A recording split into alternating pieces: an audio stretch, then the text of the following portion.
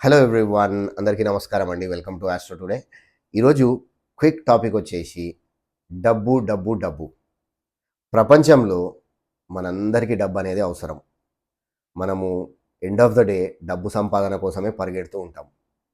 అయితే జ్యోతిష్య శాస్త్రం ప్రకారము మన జాతక చక్రంలో ఆ డబ్బు అనేది ఉందా లేదా, ఒకవేళ ఉంటే ఏ సమయంలో అనుకున్న దానికన్నా ఎక్కువ డబ్బు సంపాదన అనేది రావడం జరుగుతుందో తెలుసుకుందాం. అయితే మీ యొక్క బర్త్ చార్ట్‌లో నవాంశ కుండలిని తీసుకోండి. నవాంశ కుండలి అనంటే D9 తీసుకొని ఆ నవాంశ కుండలిలో 10థ్ హౌస్‌ను చూడండి. 10థ్ హౌస్‌లో ఏమన్నా గ్రహాలున్నాయా? అంటే 10వ భావంలో ఏమన్నా గ్రహాలున్నాయా? సరే, ఉన్నాయో లేదో అది మీరు చెక్ చేసుకోండి. అక్కడి నుంచి 5థ్ హౌస్ అంటే మూల త్రికోణ స్థానాలు చెక్ చేసుకోండి. అక్కడి నుంచి 5థ్ హౌస్. 5థ్ హౌస్‌లో ఏమన్నా గ్రహాలున్నాయా లేదా? 10థ్ హౌస్ నుంచి 5థ్ హౌస్. మరి అక్కడనే 10థ్ హౌస్ నుంచి 9థ్ హౌస్. 9థ్ హౌస్‌లో ఏమన్నా గ్రహాలున్నాయా లేదా చెక్ చేసుకోండి.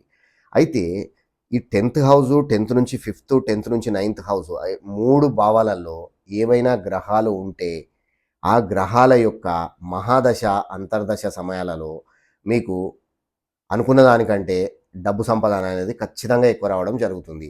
సో, మీరు ఒకవేళ గ్రహాలు ఉంటే ఆ గ్రహాలను ఎన్హాన్స్ చేసుకోవడానికి ట్రై చేయండి.